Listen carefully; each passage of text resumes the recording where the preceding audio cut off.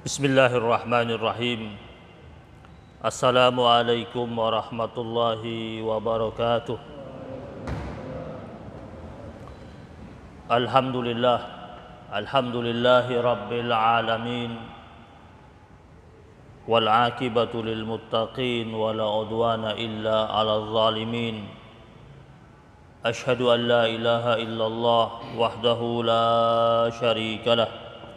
وأشهد أن محمدًا عبده ورسوله اللهم صل وسلم على سيدنا محمد وعلى آل سيدنا محمد وبارك على سيدنا محمد وعلى آل سيدنا محمد في العالمين إنك حميد مجيد. Subuhun kudusun Rabbuna wa Rabbul malaikati warruh. Muslimin muslimat jamaah salat maghrib Masjid Jami Al-Mubarakah yang dirahmati Allah Subhanahu wa taala.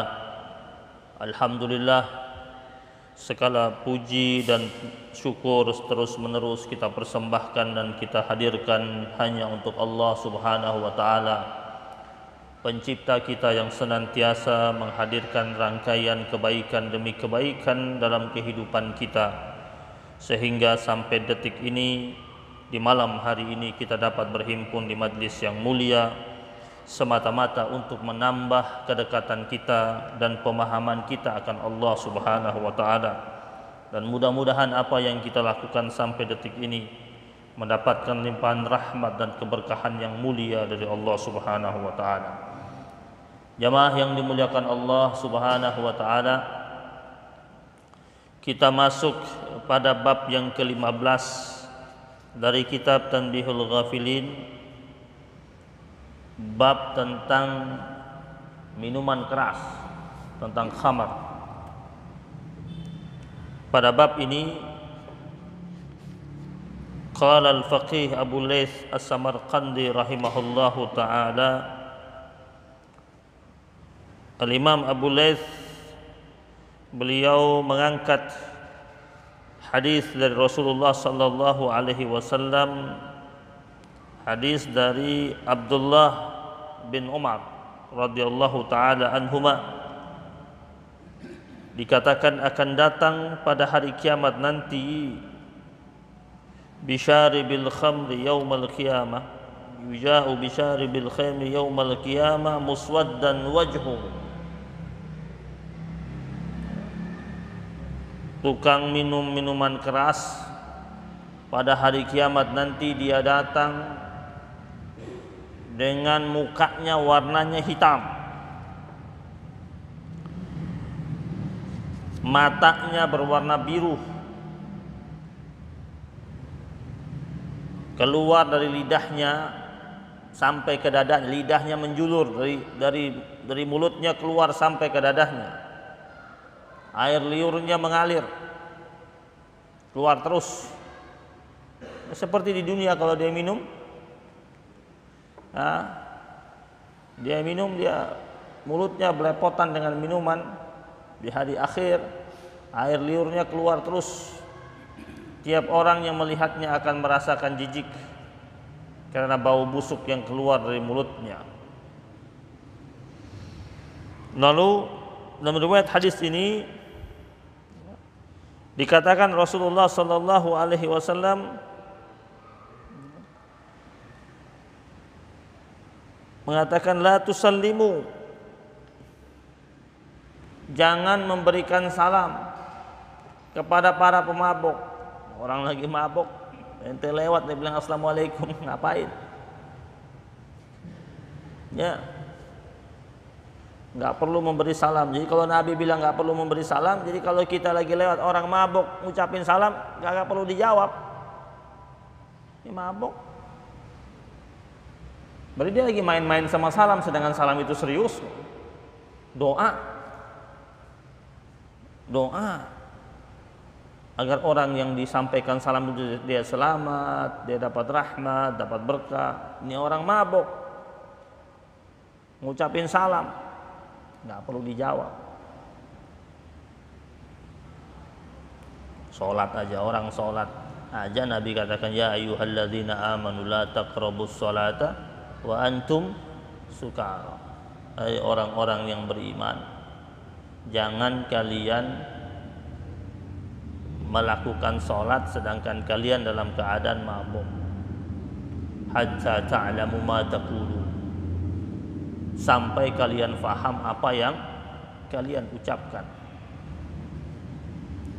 Ya, ini kata Nabi, jangan ucapkan salam sama orang yang mabuk. Ya. Kemudian yang berikutnya, ya, tidak perlu ada i'adah kata Nabi Muhammad SAW. Idza maradu la ta'uduhum, kata wala ta'uduhum, jangan kunjungi kalau dia sakit. Ini Nabi yang bilang.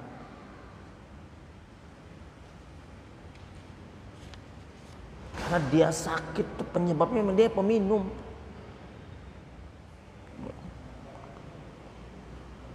Nah ini yang ketiga, apa kata Nabi? Wala tusallu alaihim idza matu,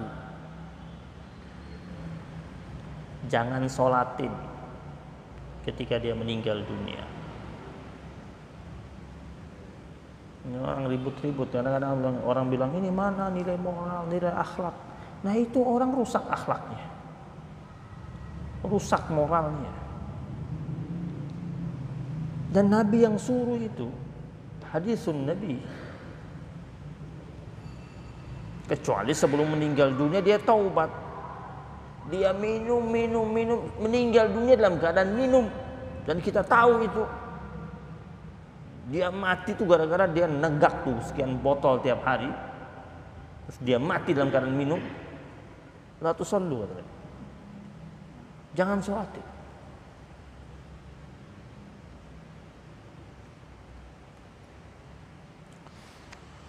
Jemaah yang dirahmati Allah Subhanahu wa taala. Wa qala Masruq, kata Imam Abu Lais, dia angkat ada ucapan salah seorang ulama, Masruq. Syaribul khamri ka'abidil wathan. Tukang minum minuman keras itu seperti penyembah berhala.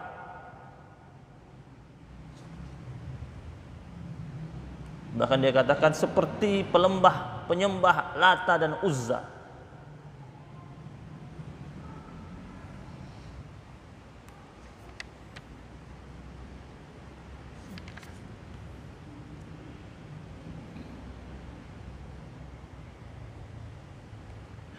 Wa qala haddatsana Al-Hakim Abdul Fadl Al-Haddadi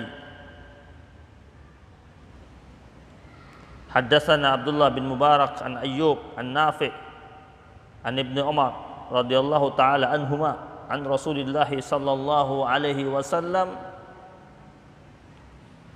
kullu muskirin khamar, tiap-tiap yang memabukkan itu khamar. Wa kullu muskirin haramun, semua yang memabukkan itu haram hukumnya. Mau sedikit, mau banyak, haram. Saya cuma minum sedikit tenggan dan nggak mabuk kok, haram. Yang diharamkan itu apa? Zatnya itu. Bukan tunggu sampai mabuk baru dia menjadi haram. Tidak, zatnya itu. Nah.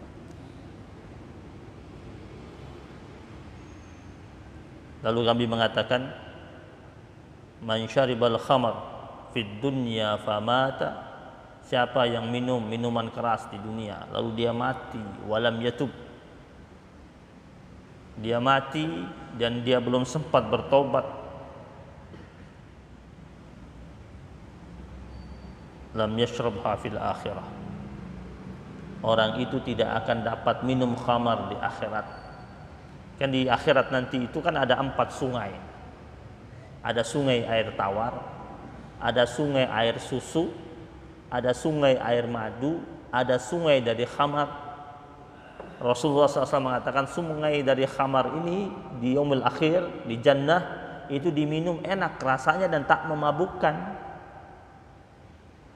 Lalu kata Nabi, orang yang di dunia terbiasa mengkonsumsi minuman keras sampai dia mati dan dia belum bertobat kepada Allah, dia tak akan pernah minum air surga yang dari khamar itu. Berarti tidak mungkin dia dimasukkan ke surganya Allah Subhanahu wa ta'ala.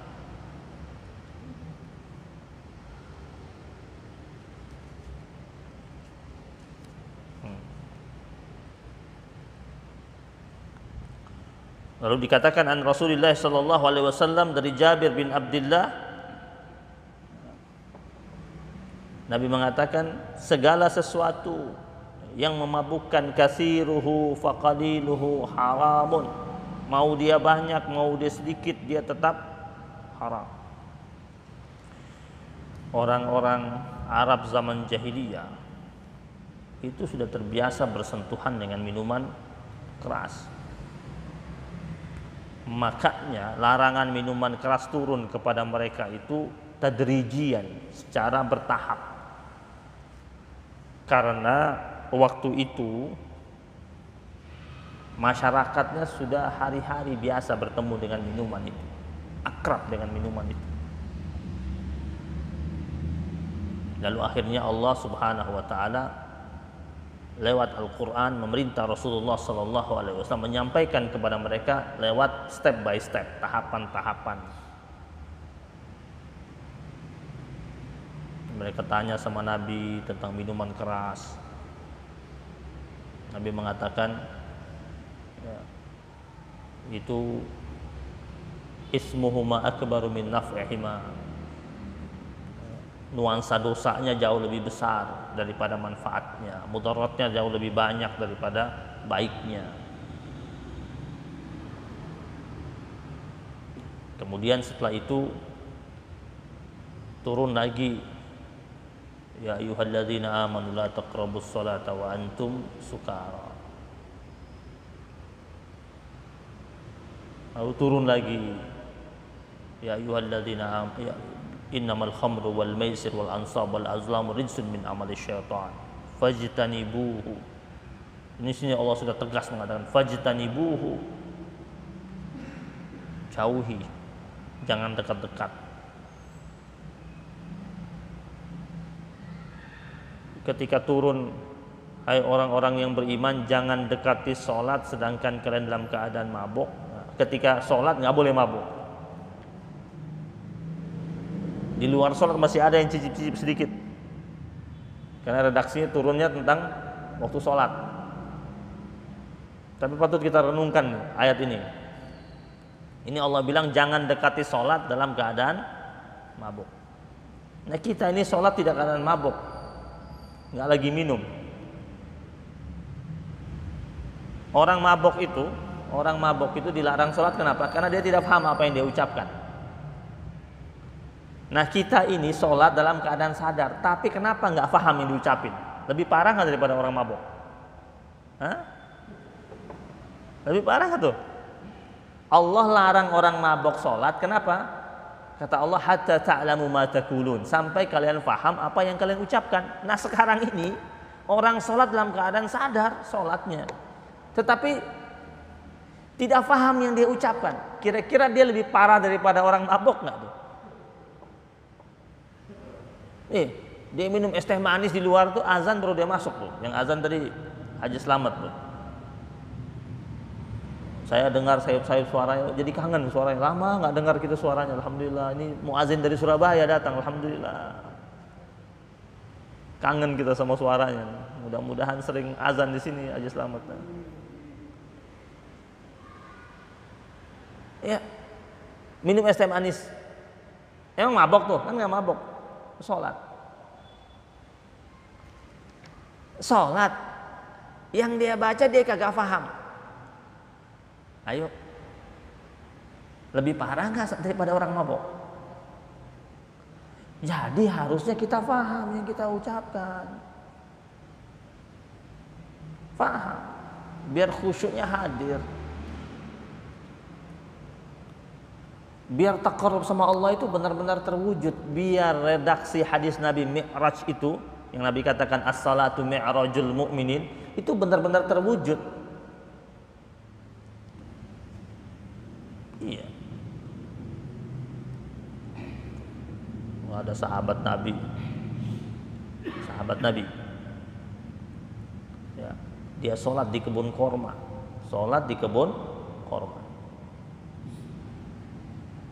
kebun kormanya dia lagi sholat, datang rombongan burung masuk kebun kormanya, rombongan Abu Tolha namanya, sahabat Nabi ini Abu Tolha, lagi sholat di kebun kormanya, rombongan burung masuk. Kebun korma dia ini baru berbunga.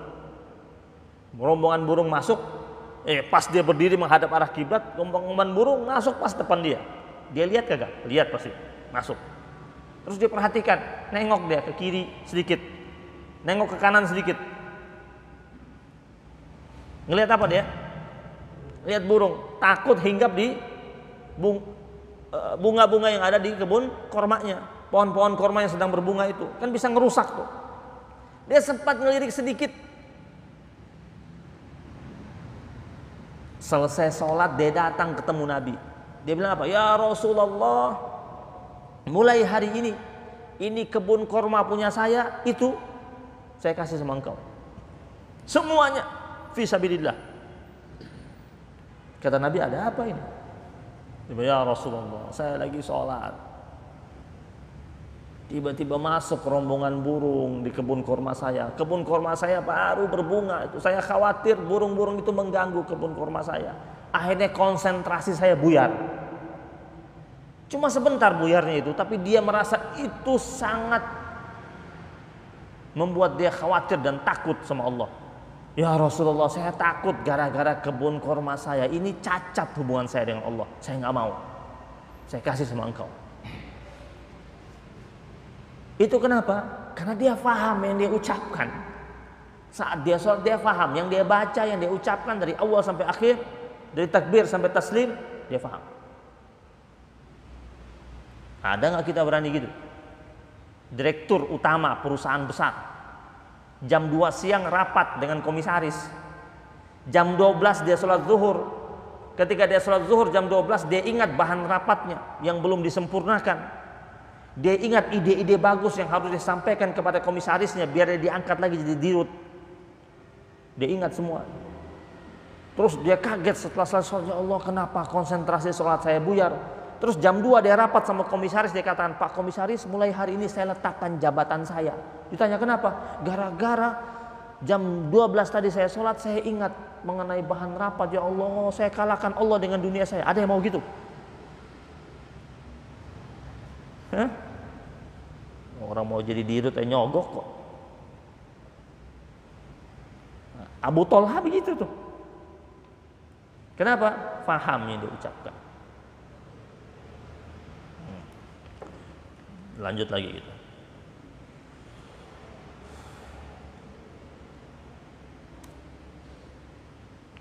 Dari Jabir bin Abdullah, ya, Al-Ansari, semua yang memabukkan haram, banyak walaupun sedikit.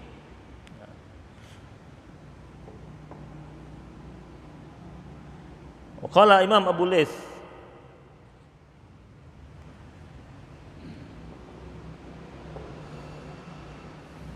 an Utsman bin Affan radhiyallahu taala anhu,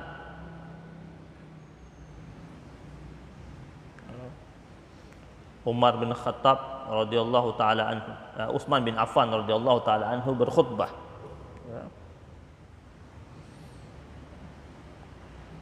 Dikatakan an Utsman ibn Affan radhiyallahu taala anhu qama khatiban qal, dia berdiri, dia berkhutbah. Khutbahnya berbicara tentang khamar ini.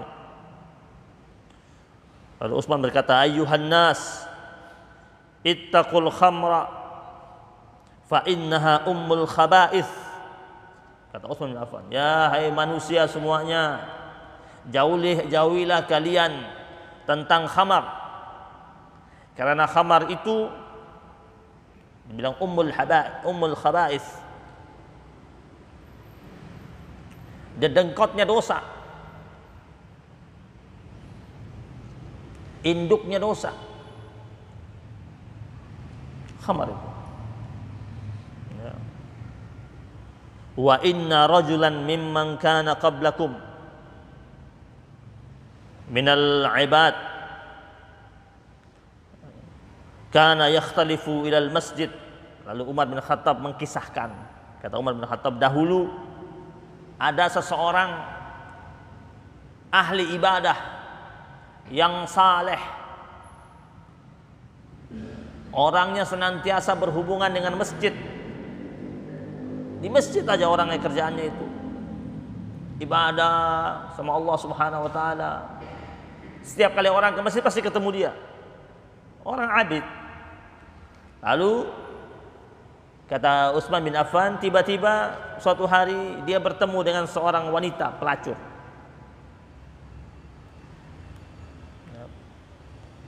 Pelacur ini bilang sama pelayannya. Pelacur ini bilang sama pelayannya, pelacur ini punya rumah, punya pelayan. Dia bilang sama pelayannya, saya ingin coba imannya laki-laki itu yang orang bilang dia orang soleh, orang alim, orang taat ibadah. Ingin saya coba dia. Coba panggil, ajak dia mampir ke rumah. Ini abid nih, orang soleh ini, orangnya lillahi ta'ala. Diundang mampir, dia datang. Pelayannya bilang, setelah ini ada undangan mampir ke rumah sebentar. Dia kira undangan baik mampir ke rumah. Mampir dia ke rumah itu. Pas dia masuk ke rumah tersebut, ternyata ada si pelacur itu. Pintu ditutup dari dalam. Setelah ditutup dari dalam, laki-laki ini kaget, kenapa ditutup pintunya? Pelacur itu datang ke dia, menawarkan 3 hal. Kata wanita tersebut, kamu boleh keluar dari sini, tetapi pertama kamu kalau mau keluar dari sini, kamu setubuhi saya. Kata pelacur itu, diajak tidur. Laki-laki itu tolak. Ya kalau enggak, ada anak kecil, anak balita di rumah itu, kau bunuh dia, baru kau bisa keluar. Tidak mau. Saya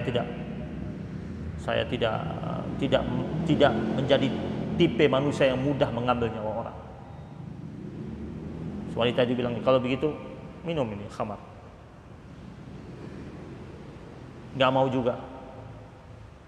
Kata wanita tersebut, kalau kau tidak mau 3-tiganya ini, saya akan teriak. Saya akan teriak, dalam rumah ini cuma tinggal kau sama saya. Saya akan teriak. Orang-orang kampung pada datang, dan saya bilang kau mengganggu saya. Dan orang pasti percaya, kenapa? Kau ada di rumah saya, bukan saya di rumahmu. Bingung dia. Ya sudah, sekarang begini, kata pelacur tersebut. Kamu pilih satu di antara 3 ini aja deh. Ini pemuda, dia berpikir keras. Dia bilang, kalau langsung berzina, dosa besar. Bunuh, dosa besar. Kalau saya minum khamar, paling cuma mabuk buat saya sendiri. Nanti sebentar lagi saya sadar, saya tinggal taubat sama Allah Subhanahu wa ta'ala. Cuma 1 gelas kecil. Udah deh, saya ambil yang ini aja deh. Yang dia anggap dia ringan ini. Minum dia. Ternyata itu kandungan alkoholnya tinggi. Minum dia mabuk, gak sadar diri. Akhirnya dia zinahi perempuan tersebut dan dia bunuh anak kecil yang ada di rumah tersebut. Karena khawatir ini anak kecil jadi saksi. Kalau ditanya pasti jawab apa adanya, jujur. Dia zinahi perempuan itu, dia bunuh anak itu.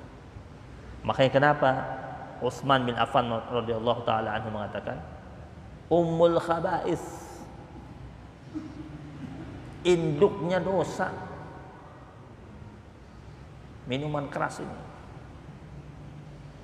rusak segalanya.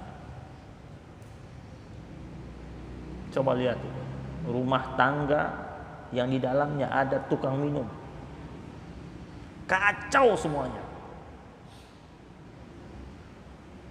kacau semuanya. Karena ini ummul khaba'is, sebagaimana berkatanya Utsman bin Affan radhiyallahu taala anhu.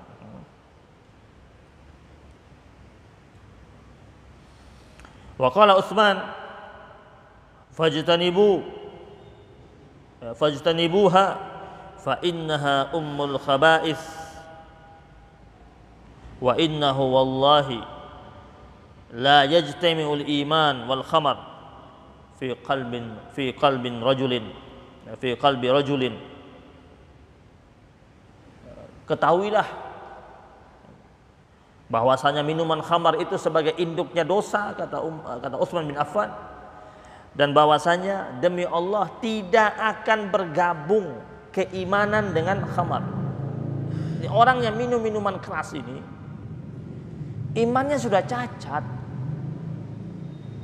imannya sudah rusak. Makanya kenapa dikatakan ummul khaba'is, dan Nabi juga bilang begitu, ummul khaba'is, induknya segala macam bentuk dosa. Dan Utsman bin Affan melanjutkan apa yang pernah diucapkan oleh Rasulullah sallallahu alaihi wasallam.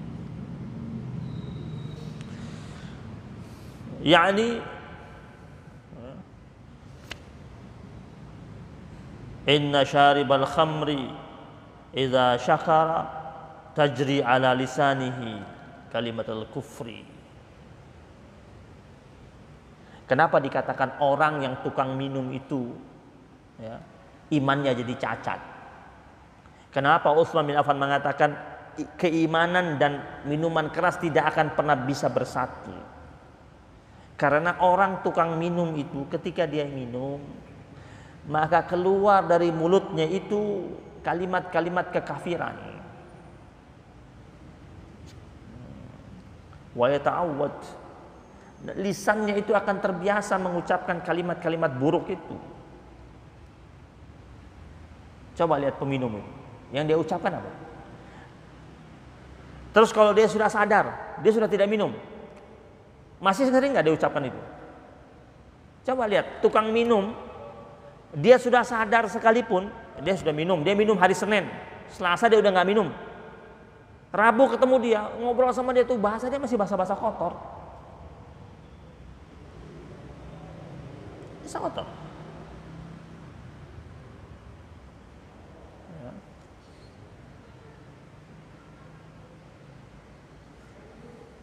Dan yang ditakutkan apa? Bahasa kotor yang sering dia ucapkan itu terucap terus sampai ketika dia meninggal dunia, sakratul maut. Ya. Fa yakhruju minad dunya 'alal kufri wa yabqa fin nari abadan. Maka akhirnya dia dianggap orang yang keluar dari dunia dalam keadaan kafir dan dia abadi di nerakanya Allah Subhanahu wa taala.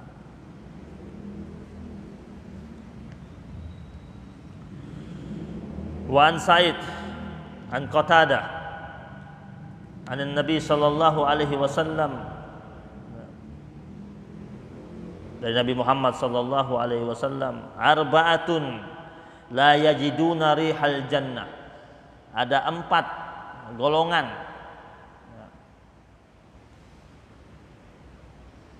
yang tidak akan mendapatkan baunya surga.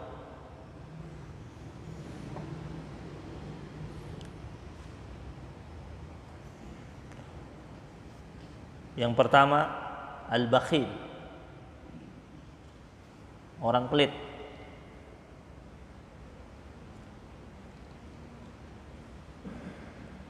baunya surga itu, ya, rasanya itu dalam perjalanan 500 tahun terasa. Perjalanan 500 tahun, antum pakai parfum wangi di sini sampai di situ udah hilang wanginya. Itu baunya surga. Rasa wangi itu terdapat perjalanan 500 tahun.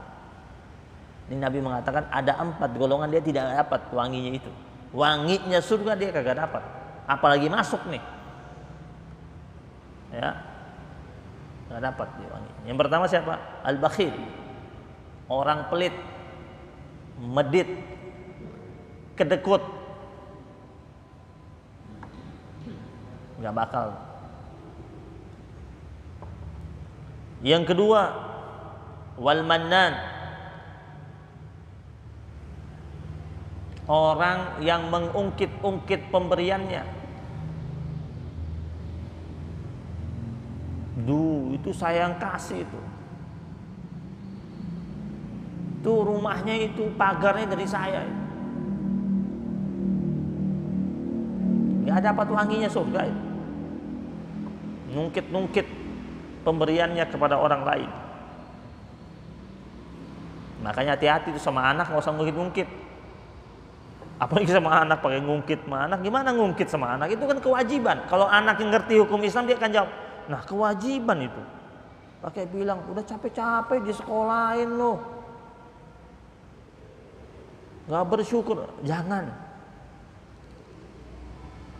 diungkit-ungkit yang sudah dikasih ke anak itu. Karena itu memang kewajiban, karena itu anak itu amanah dan memang kewajiban orang tua sekolahin dia, biayain dia. Masalah dia ya, tidak membalasnya dengan berbakti, itu dosa besar buat dia.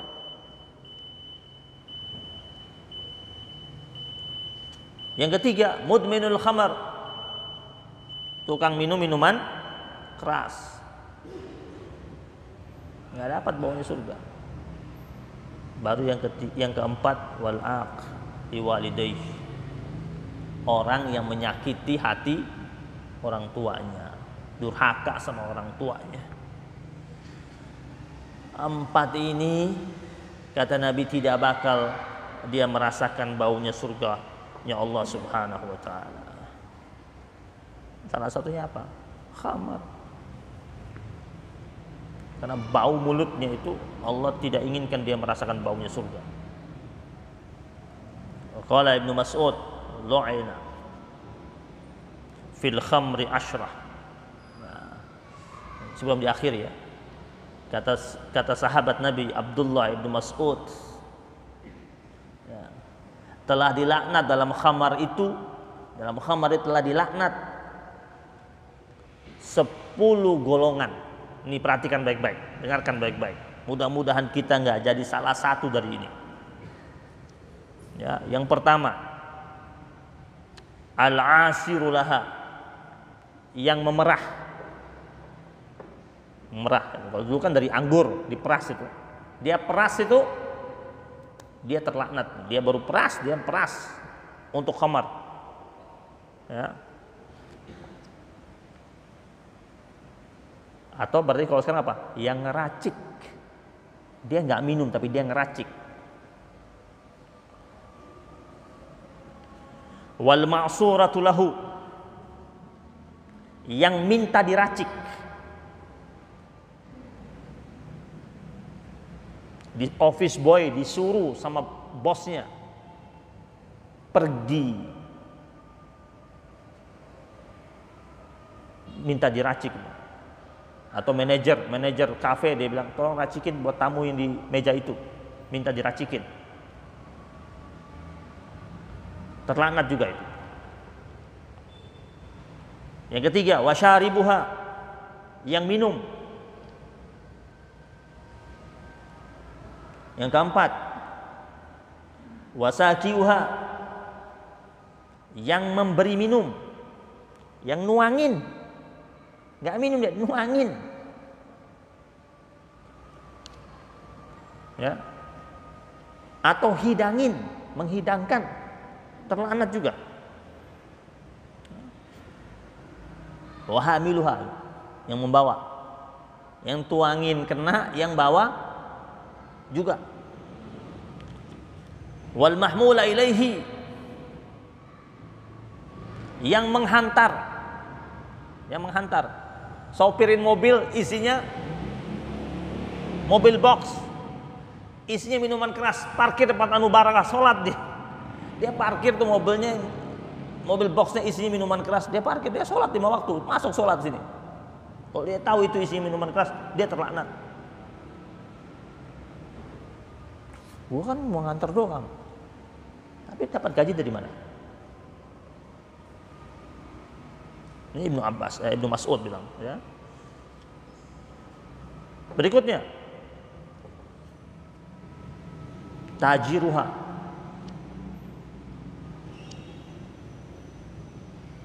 yang membekali. Maksudnya apa? Yang berniaga, jualan juga, ya. Berikutnya, distributornya, jualannya iya, distributornya.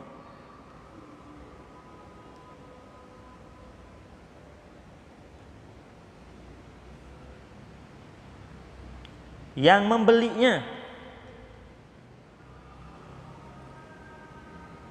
dia ke office boy di kantor dikasih uang, pergi beli, dia pergi beli, disuruh sama bos beli, dia pergi beli, terus kasih, dia pergi beli, kena juga.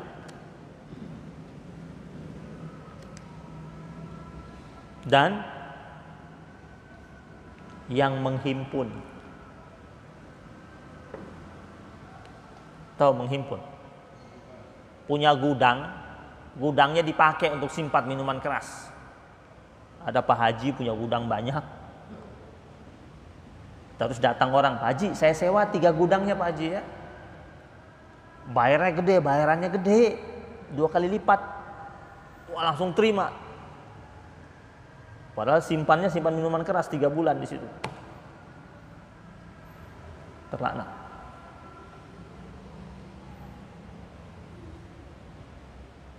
Ngiklanin gitu, terlaknat. Jadi bintang iklannya.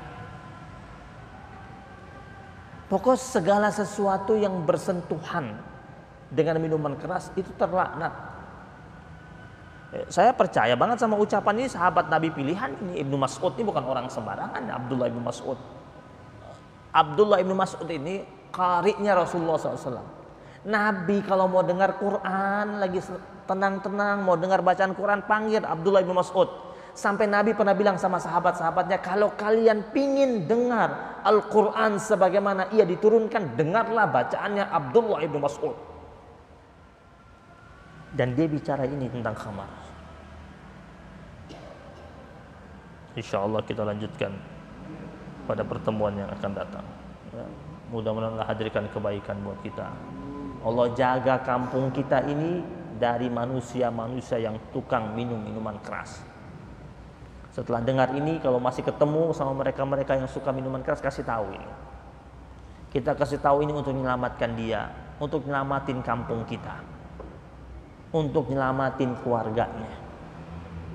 Tidak ada manfaat sama sekali dalam minuman keras itu, tidak ada manfaat, malah merusak dirinya. Merusak dirinya. Saya pernah ketemu ada seorang tukang minum minuman keras. Orangnya masih ada sekarang. Udah insaf, dia sudah sadar, Masya Allah. Orangnya sekarang Masya Allah ahli ibadah, jam 2 sudah bangun, mandi, tahajud. Dia sudah minum minuman keras dari kelas 4 SD. Dari kelas 4 SD. Ya. Usia remaja di Jakarta, dia datang ke Jakarta, dia dari daerah timur sana, datang ke Jakarta, usia remaja sudah jadi preman besar di Jakarta. Saya tahu ketika beliau jadi preman, tahu teman-temannya, saya tahu karena saya pernah jalan sama beliau, lihat beliau, cara beliau bergaul sama. Saya berusaha berkali-kali nasihatin beliau. Nasihatin. Subhanallah, izin Allah Subhanahu wa taala, beliau berubah bukan karena nasihat saya. Saya berusaha bernasihat, tapi kan saya tidak ketemu dia tiap hari. Berusaha dekatin untuk nasihatin. Subhanallah, beliau sadar suatu hari itu gara-gara doa salah seorang syarifah. Udah almarhumah, sudah meninggal. Ada salah seorang syarifah di Condet. Udah tua, itu syarifah tuh anggap dia seperti anak. Dia bilang, saya doain engkau, mudah-mudahan engkau Allah berubah. Allah rubah engkau. Ini syarifah doanya mustajabah. Berubah dia. Tiba-tiba berubah, dia berhenti seluruh minuman keras. Dan sebelum dia berhenti itu dia sempat sakit. Dia sakit, dirawat di sebuah rumah sakit. Dikeluarkan dari ususnya itu nanah 1 mangkok. Dan masih bersyukur dia sama Allah, Allah masih nyelamatin dia. Kalau dia sebenarnya sudah lewat itu dia. Karena dia minum minuman keras itu dari kelas 4 SD. Dia tidak diberikan Allah keturunan. Karena memang dokter sudah tidak bisa dia punya keturunan. Karena pengaruh minuman yang sering dia minum. Dia pernah cerita sama saya. Waktu dia masih nakal, dia bawa mobil pick up dari Jakarta ke Surabaya. Non-stop tanpa berhenti dengan minuman keras 1 krat di sampingnya. Sampai Surabaya habis 1 krat itu. Dia minum kayak minum air. Sambil bawa mobil. Dan sampai.